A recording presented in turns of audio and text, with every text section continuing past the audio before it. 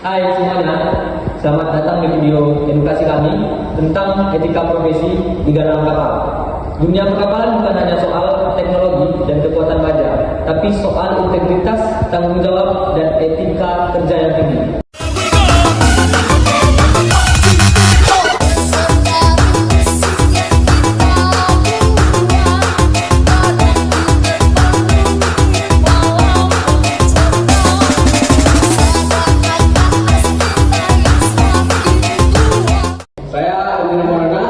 Saya berperan pada video ini menjadi manajer proyek.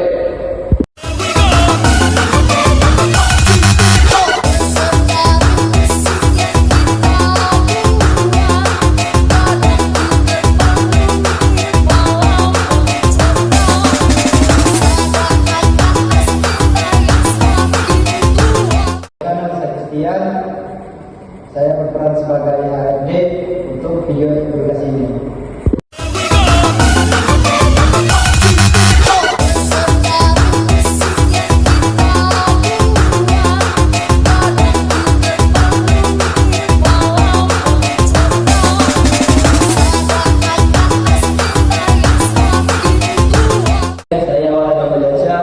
Saya dalam video kali ini saya berperan sebagai teknisi produksi.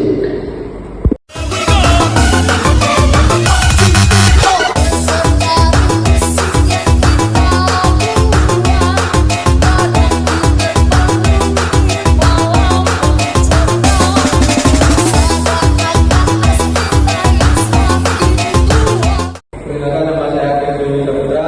Pada video edukasi kali ini saya berperan sebagai pengawas kualitas.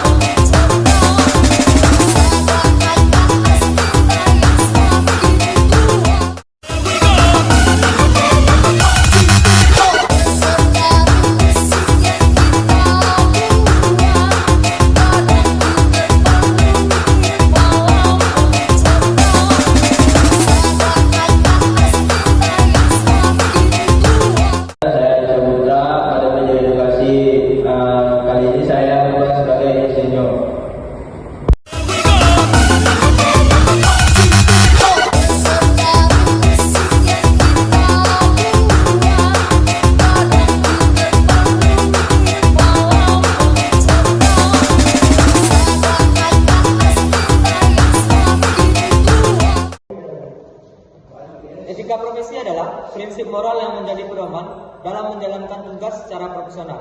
Dalam industri galang kapal, pelanggaran etika bisa berdampak besar, baik pada keselamatan kapal, kualitas kapal, hingga reputasi perusahaan. Assalamualaikum warahmatullahi wabarakatuh.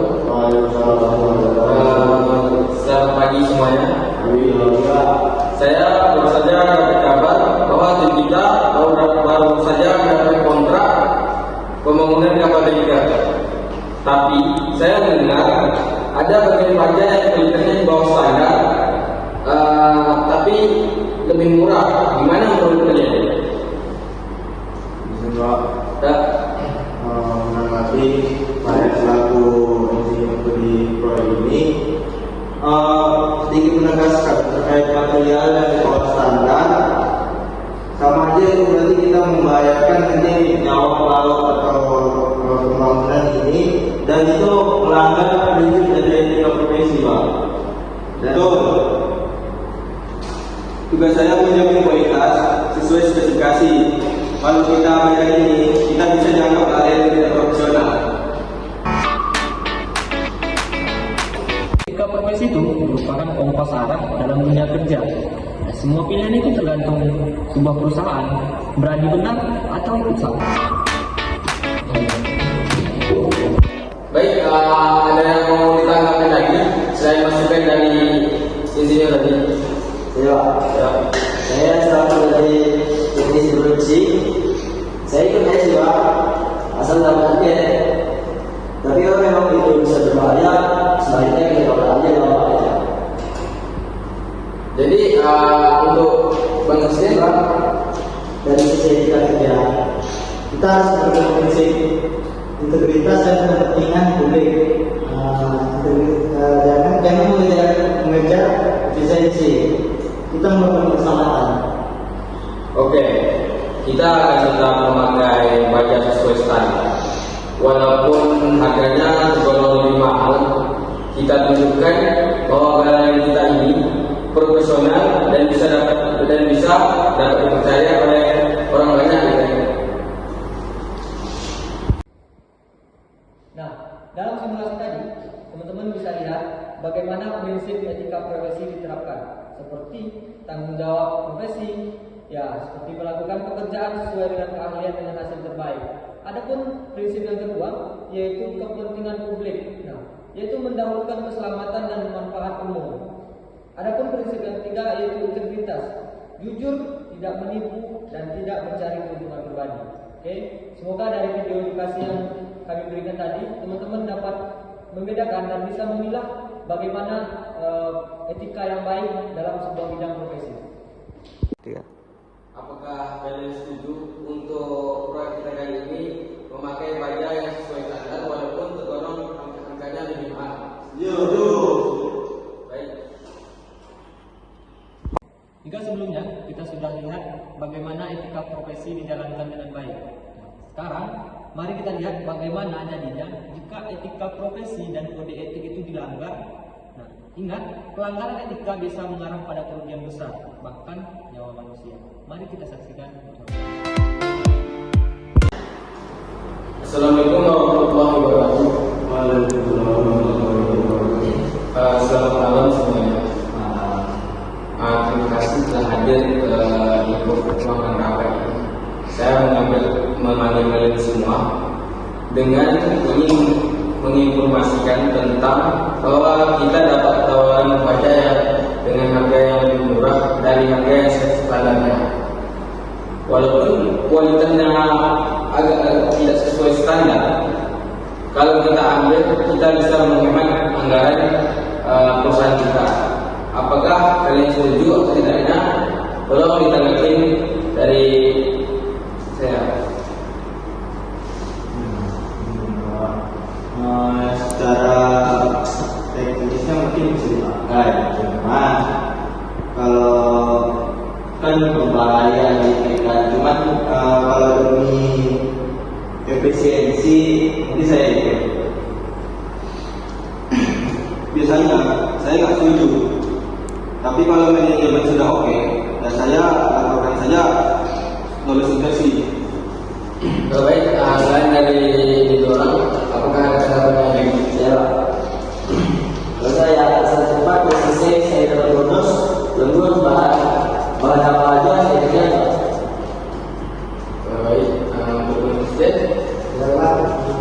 Karena kalian tahu kan, kita lagi kerja biaya besar, jangan bikin masalah. Lagian nanti juga nggak tahuan. Oke, kita sekarang ini setuju dengan hal yang saya sampaikan tadi. Kita akan pakai baja itu dapat mengurangi anggaran kita tadi, dan ini proses menerima. Keputusan mereka tampak mudah, tapi efeknya bisa panjang. Mari kita lihat beberapa bulan ke depan. Andai saja saat itu kami berani berkata tidak, mungkin tidak akan seperti ini. Kami menyesal dan semoga kalian yang menonton video ini tidak mengulangi kesalahan kami. Ketika bukan cuma surat tapi perlindungan bagi semua. Saya pikir itu cuma kerjaan, tapi ternyata itu besar dampaknya. Saya harusnya tegas, bukan diam demi kenyamanan. Akibat pelanggaran etika atau pelanggaran kode etik yang mereka lakukan akan berdampak begitu banyak fatal baik bagi perusahaan itu sendiri. Salah satunya yaitu nyawa karyawan bisa terancam. Yang kedua, reputasi perusahaan hancur.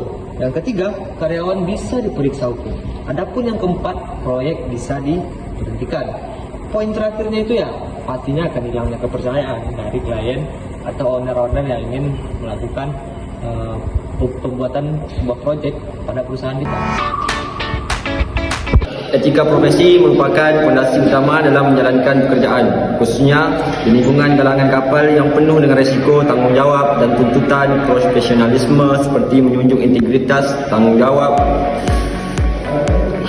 Ketika etika profesi diabaikan demi efisiensi atau keuntungan sesaat, maka dampaknya bisa sangat fatal, mulai dari kerusakan produk, kecelakaan kerja, hilangnya kepercayaan pelanggan hingga ancaman hukum dan reputasi buruk bagi perusahaan maupun individu.